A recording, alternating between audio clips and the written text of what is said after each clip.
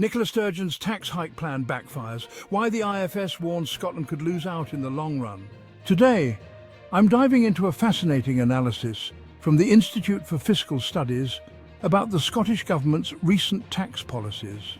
It looks like Nicola Sturgeon's tax hike on top earners may have backfired, potentially losing the Scottish Treasury money instead of boosting it. Intriguing, right? The IFS, a leading think tank, suggests that rather than filling Scotland's coffers, the decision to squeeze higher earners has driven some of Scotland's best-paid workers out of the country. Others have merely found clever loopholes to sidestep the higher taxes.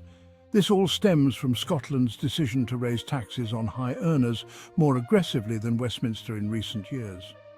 With greater powers on income tax granted in 2017 to 18, Nicola Sturgeon's government decided to capitalise. But what has been the result?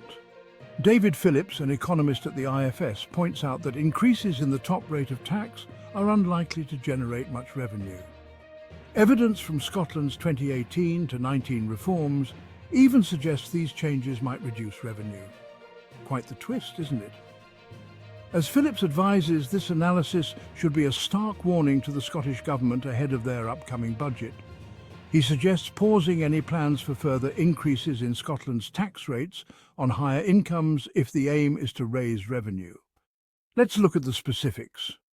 According to current tax rates, someone earning £125,000 in Scotland pays £5,221 more in taxes compared to living south of the border. This gap is a significant £2,400 more than it was just 2 years ago. Phillips notes that the divergence in income tax bills between Scotland and the rest of the UK for high earners has increased significantly.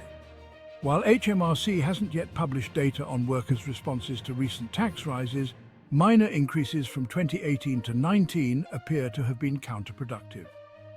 In that year, Scotland raised taxes on income over £43,430 from 40% to 41%, and on earnings over £150,000 from 45% to 46%.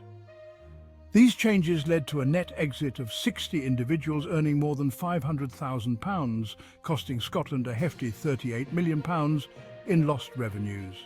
Phillips emphasises that research from Scotland, the wider UK and other countries shows such tax differences impact taxpayer behaviour. This includes how much they earn, whether they migrate, and how they avoid or evade taxes. For the highest income individuals, who are few but contribute a large share of tax revenue, these responses are particularly significant. High earners who stayed in Scotland didn't quite leave the labour market. Instead, some reduced their working hours or found ways to lower their tax liabilities.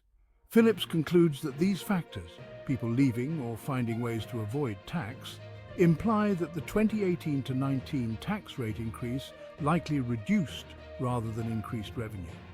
So what does this mean for the future of Scottish tax policy? Thanks for tuning in to Make Dollars Online.